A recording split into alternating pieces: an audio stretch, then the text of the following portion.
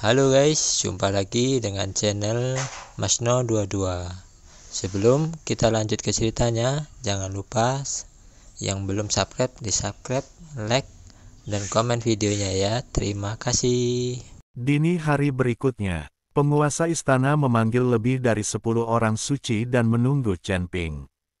Chen Ping keluar ruangan perlahan, dengan ekspresi lelah di wajahnya. "Tuan Chen, apakah Anda belum cukup istirahat?" Pemilik istana melihat ini dan bertanya. "Tidak buruk." Chen Ping tersenyum ringan. Tadi malam, dia menghabiskan sepanjang malam memikirkan wanitanya, yang mana cinta sejatinya.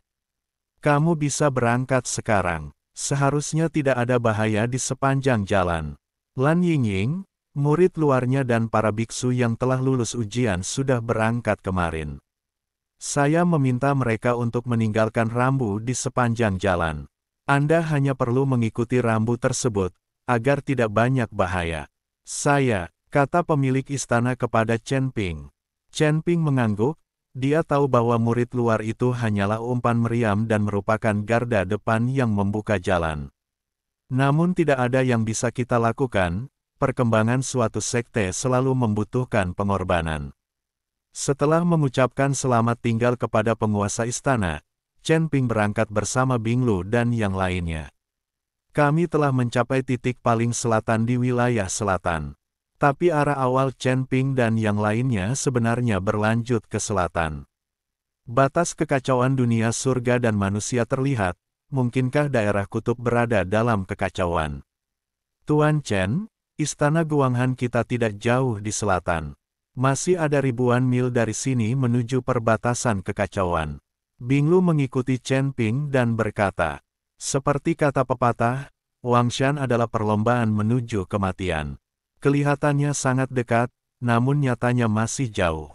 Karena seseorang telah membuka jalan di depan mereka, Chen Ping dan yang lainnya berjalan sangat cepat dan santai. Saat ini, di sebuah bukit tidak jauh dari istana Guanghan, semua orang dari keluargamu berkumpul di sini. "Nona, orang-orang dari istana Guanghan sudah pergi. Mu Yao melapor ke bibi Mu Kui." "Yah, kamu harus berangkat juga. Jangan mengambil tindakan di jalan. Kita bisa menggunakan orang-orang seperti istana Guanghan untuk bertarung di garis depan dan mengambil tindakan ketika kita mencapai tiang. Lakukan segala sesuatunya dengan rapi, jangan ceroboh, dan jangan biarkan satu orang pun hidup, jika tidak, kamu akan dipenjara." Istana Guanghan menangkap pegangannya. Petik 2. Bibi Mu Kui berkata dengan dingin. "Saya mengerti, Nona." Mu Yao mengangguk, lalu melambaikan tangannya dan pergi bersama semua orang di keluargamu. Ketika semua orang di keluargamu sedang menuju ke kutub, beberapa kelompok orang sedang menuju ke kutub yang jaraknya ratusan mil. Tanda seru. Lagi pula, godaannya ada, dan banyak orang ingin bertualang di kawasan kutub. Di antara orang-orang ini, salah satu dari mereka mengenakan jubah hitam aneh, disulam dengan monster-monster dengan gigi dan cakar di atasnya. Orang ini adalah Qi Pei Jia yang disakiti oleh Chen Ping. Setelah orang ini dilukai oleh Chen Ping dan melarikan diri dari sekte Tianmo, dia pulih dari luka-lukanya. Kemudian, dia mendengar bahwa wilayah kutub adalah tempat jatuhnya makhluk abadi, jadi dia bergegas. Kali ini, wilayah kutub mungkin akan ramai. Dan di istana Guanghan, pemilik istana sedang duduk di aula utama. "Tuan istana, keluargamu sudah berangkat, dan ada juga tim dari beberapa keluarga menuju tiang. Ada juga banyak petani lepas, jumlah totalnya tidak kurang dari 100. Seorang murid istana Guanghan melaporkan. "Aku tahu." Tuan istana melambaikan tangannya dan meminta muridnya turun. Tanda tanya petik 2. "Tuan istana, mengapa Anda menyebarkan berita bahwa sumber daya telah ditemukan di wilayah kutub dan bahwa itu adalah tempat jatuhnya makhluk abadi? Kami secara terbuka mempromosikannya di kota Nanjing, dan meskipun menarik banyak biksu untuk mendaftar, akan ada banyak orang yang bersaing untuk mendapatkan sumber daya dalam jumlah puluhan ribu."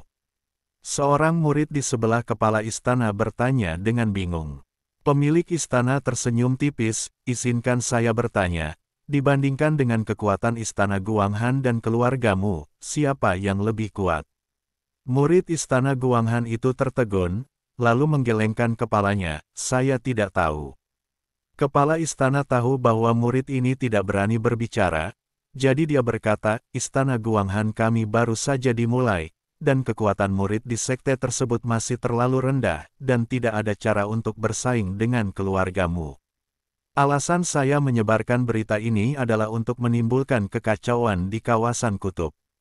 Hanya dengan cara inilah kita dapat memiliki kesempatan untuk memanfaatkan kekacauan tersebut.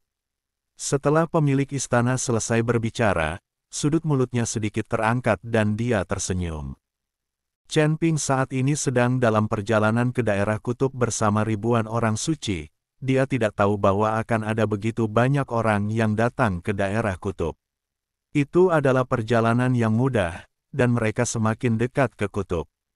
Berhenti. Tiba-tiba, Chen Ping, yang berjalan di depan, mengerutkan kening. Tuan Chen, ada apa? Binglu melangkah maju dan bertanya dengan ragu. Seseorang telah melewati jalan ini sebelumnya, jadi seharusnya tidak ada bahaya apapun. Dia tidak tahu mengapa Chen Ping berhenti. Apakah kamu mencium bau darah? Chen Ping bertanya. Binglu menggelengkan kepalanya, tidak.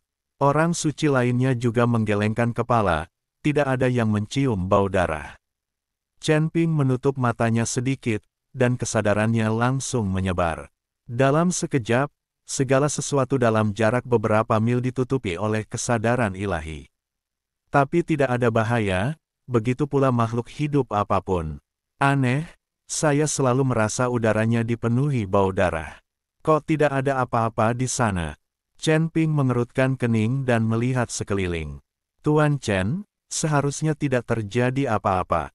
Lagi pula, seseorang sedang menjelajahi jalan kemarin.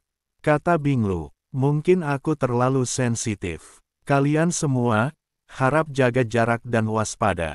Setelah Chen Ping selesai berbicara, dia berjalan ke depan lagi. Semua orang suci mematuhi pengaturan Chen Ping, menjauhkan diri satu persatu dan meningkatkan kewaspadaan mereka. Setelah berjalan ke depan beberapa mil, seorang suci tiba-tiba berteriak. Aduh, seorang gadis suci jatuh ke salju, dan kemudian berkata dengan marah, siapa yang membuatku tersandung? Mata semua orang terfokus pada gadis suci itu, dan kakinya sudah kaku.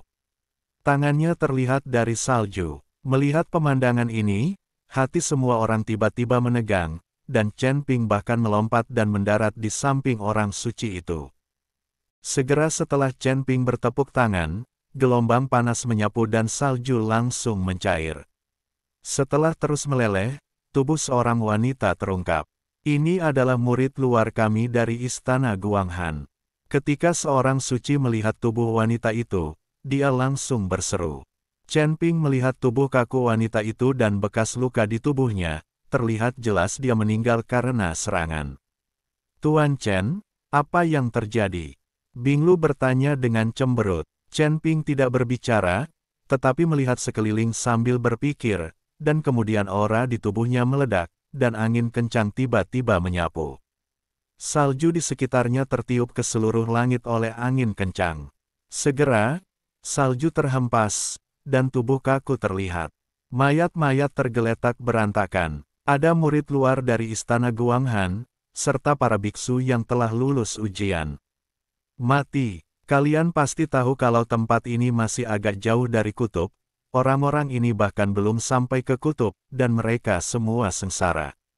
Melihat segala sesuatu di depan mereka, semua orang suci tercengang. Orang-orang yang dibawa oleh istana Guanghan untuk memimpin semuanya meninggal secara tragis di sini.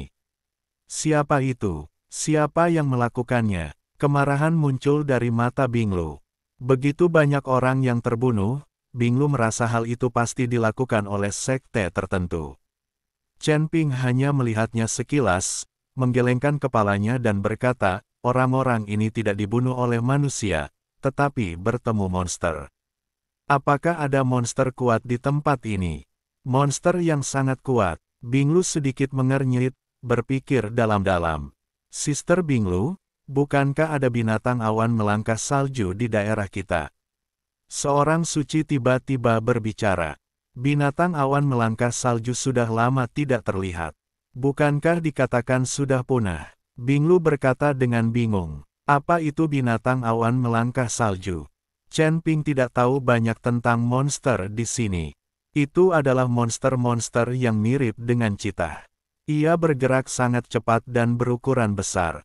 Ia berlari di atas salju seolah-olah terbang di awan dan kabut. Jadi orang-orang di daerah ini menyebutnya binatang awan salju, tapi aku belum pernah mendengar monster semacam ini selama bertahun-tahun.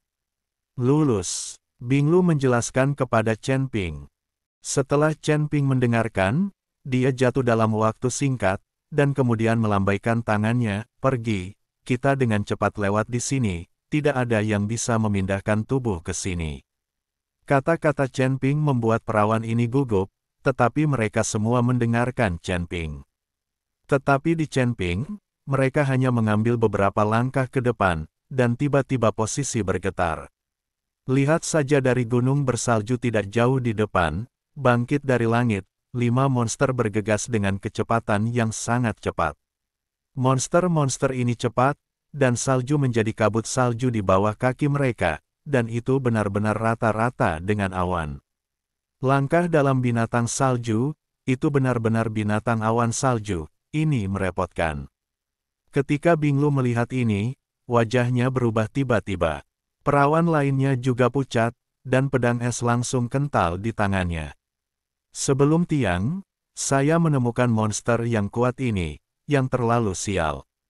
5 monster yang berkepala tinggi datang di depan Chen Ping. Monster-monster ini sangat besar, dan mereka seperti kantong gunung kecil. Mereka menutupi salju tebal dan menghindari pemeriksaan kesadaran. Tidak heran kesadaran Chen Ping tidak mendeteksi makhluk hidup, juga tidak mendeteksi mayat-mayat ini. Mayat-mayat ini ditutupi oleh salju tebal, dan tidak dapat dideteksi sama sekali. Binatang awan salju yang berkepala 5 dipenuhi dengan es, dan kabut diputar di lubang hidung, dengan cepat mengembun. Dan monster-monster ini memiliki bulu yang tebal, dan bulunya beku, membentuk lapisan baju besi. Salah satu kepala yang dipimpin oleh awan salju, matanya menyapu kerumunan, dan ada raungan di mulutnya, seolah-olah provokatif. Tuan Chen, apa yang harus kita lakukan? Binglu sedikit kewalahan. Meskipun mereka memiliki banyak orang, kekuatan awan bersalju dan binatang buas terlalu tinggi. Binatang awan bersalju yang melintasi 8 kelas, dan dengan senap 4 kepala, 7 kelas binatang awan salju, lineup ini terlalu keterlaluan. Kepala salju-salju, memberikannya kepada saya, 4 sisanya, kalian semua mengalokasikan, Anda melakukan selusin orang, berurusan dengan monster 7 produk yang berkepala 4, itu seharusnya tidak menjadi masalah besar. Chen Ping bertanya pada Binglu dan bertanya, "Yah, kami melakukan yang terbaik." Binglu mengangguk, tetapi sepertinya tidak memiliki kepercayaan diri. Lagi pula, binatang awan salju semacam ini telah mendengar bahwa itu cukup sulit untuk dihadapi, dan mereka tidak pernah mengatasinya sama sekali. Chen Ping tiba-tiba terbang, dan kemudian menghantam binatang awan melangkah salju yang memimpin.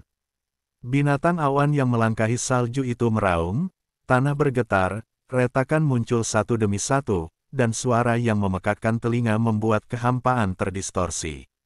"Biarkan kamu menelepon." Chen Ping meninju tubuh binatang awan salju dengan keras, dan tubuh besar itu langsung terlempar. Chen Ping masih percaya diri untuk menghadapi binatang awan melangkah salju di alam kesengsaraan tingkat 8, meskipun dia tidak bisa membunuhnya secara instan, monster ini mungkin tidak akan mampu menahan beberapa gerakan. Chen Ping kini telah mencapai alam kesengsaraan tingkat ketiga, dan baru menyadari asal-usul waktu. Dia masih sangat percaya diri saat menghadapi alam kesengsaraan tingkat 8. Binatang, tapi satu-satunya kekhawatiran Chen Ping adalah apakah selusin orang suci ini dapat menangani 4 awan bersalju yang tersisa. Melihat Chen Ping mengambil tindakan, Binglu mengangkat pedang es di tangannya dan berkata dengan keras, "Siapkan formasi." Kita harus bekerja sama untuk membunuh keempat monster ini. Kita tidak bisa membiarkan Tuan Chen meremehkan kita. Lebih dari selusin orang suci mengangkat pedang es di tangan mereka. Tiba-tiba, aliran nafas putih bersih mengalir keluar dari ujung pedang, dan kemudian membentuk bola energi pedang tajam di udara. Dalam sekejap, lebih dari selusin orang suci bertabrakan dengan 4 binatang awan yang melangkahi salju. Lebih dari selusin orang suci bekerja sama secara diam-diam, pedang es di tangan mereka terus mengubah gerakannya, dan energi pedang yang terkondensasi juga terus berubah. Kerusakan, keempat monster itu dengan cepat ditebas beberapa kali, tetapi karena pertahanan mereka terlalu kuat, mereka tidak terluka parah. Sister Binglu, jika ini terus berlanjut, cepat atau lambat kita mungkin akan kehabisan tenaga. Seorang gadis suci mengertakkan gigi dan berkata,